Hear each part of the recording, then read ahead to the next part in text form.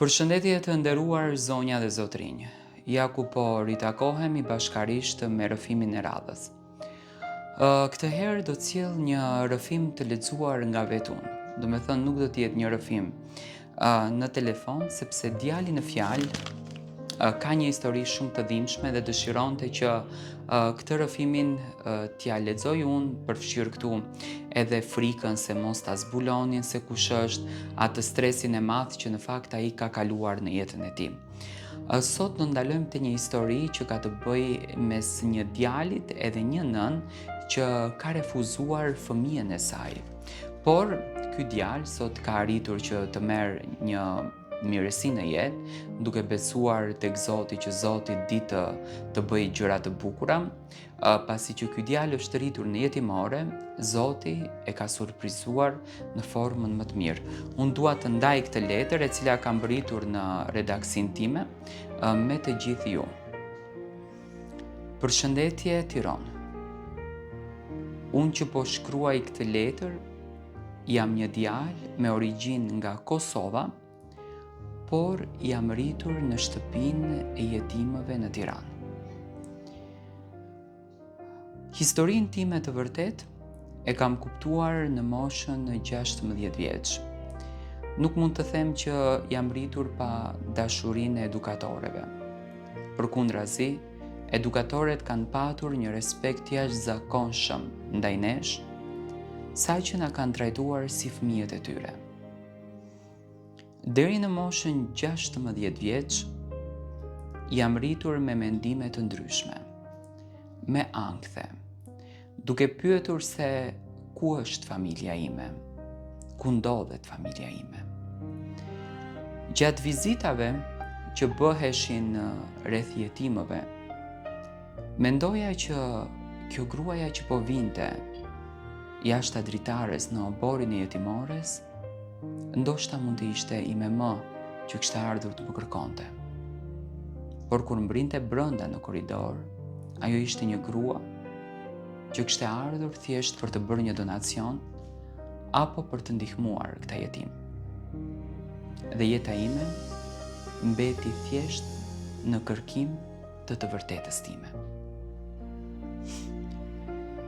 Kur u bëra 16 vjeç, njëra nga edukatoret, me të cilën kisha raportet pak më të afërta, u ul edhe më tregoi të vërtetën. Nuk e paragjykova dhe nuk e paragjykoj edhe më sot. Edhe pse sipas ligjit ne jemi të mbrojtur deri në studime, kur unë arrita 18 vjeç, edukatorja të cilën e kisha më afër vetes, më ndihmoi që unë të largohesha nga vendi ku unë jetoja. Më ndihmoi që të shkoja drejt Shteteve të Bashkuara të Amerikës. Ishte pak e vështirë, po e them sot që kam ikur në të zezë. Nuk i harroj dot ato trauma që kam kaluar. Frika e madhe mos shteti të na kapte. Frika e madhe mos shteti të na zbulonte. Por, kur edhe Zoti e di të vërtetën tënde, ai me patjetër që të ndihmon sado gabim që të jesh. Arrita në New York.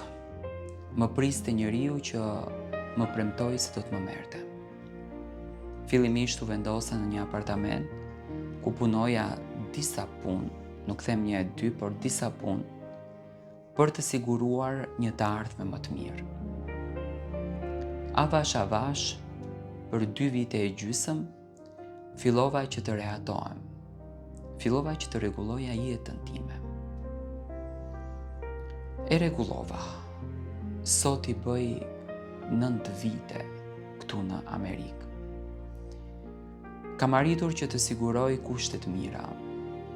Jam i fejuar, tani në këtë verë do të martohem dhe kisha dëshirën që në këtë dasëm të kem njeriu i cili më la edhe pse e di të vërtetën.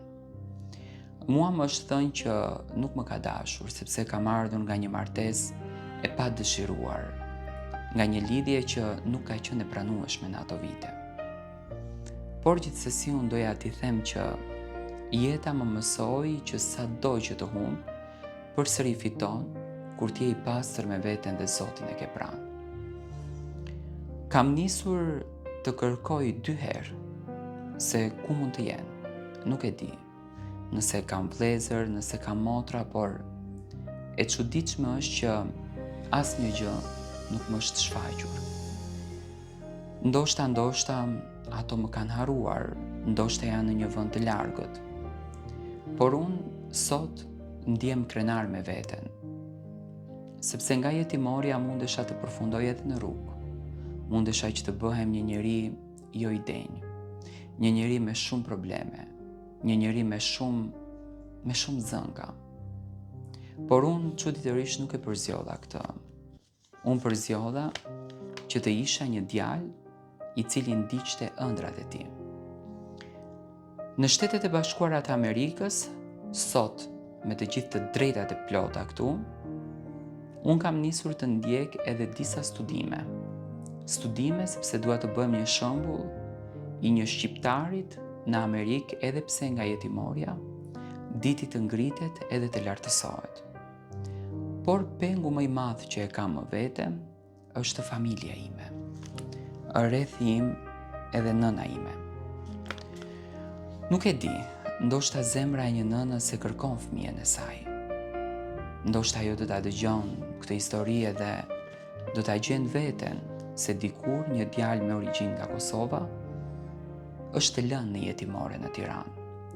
E di që prindërit e mi kanë qenë të ndarë, domethënë babai nga Shqipëria e nëna nga Kosova, dhe jo më kot kam qenë pjesë e kësaj jetimore. Por dëshira ime e madhe është t'i takoj. Nuk do t'i kisha paragjykuar kurrë, thjesht doja t'ju them që sido që t'jetë unë i dua. Nesër mund të bëhem vetë prind edhe mund të marr epitetin baba. Por kurrë nuk mund të kisha hedhur gjën më të shenjtë në jetimore. Gjithsesi dua në këtë letër të falenderoj dhe edukatoren time, e cila u kujdes jashtëzakonisht shumë për mua. U kujdes që unë të kisha kushtet më të mira. U kujdes që unë të kisha një hapësirë jashtëzakonisht të bukur. Dhe sot, fal këshillave të saj, unë jam këtu ku jam. I përmbushur, i lumtur edhe i gëzuar. Dhe uroj të gjithë të kenë pikërisht këtë gjë, të marrin dhuratën që jeta e bën, dhuratën që të besosh në Zot edhe të ecësh përpara. Kudo që jeni, unë ju dua shumë.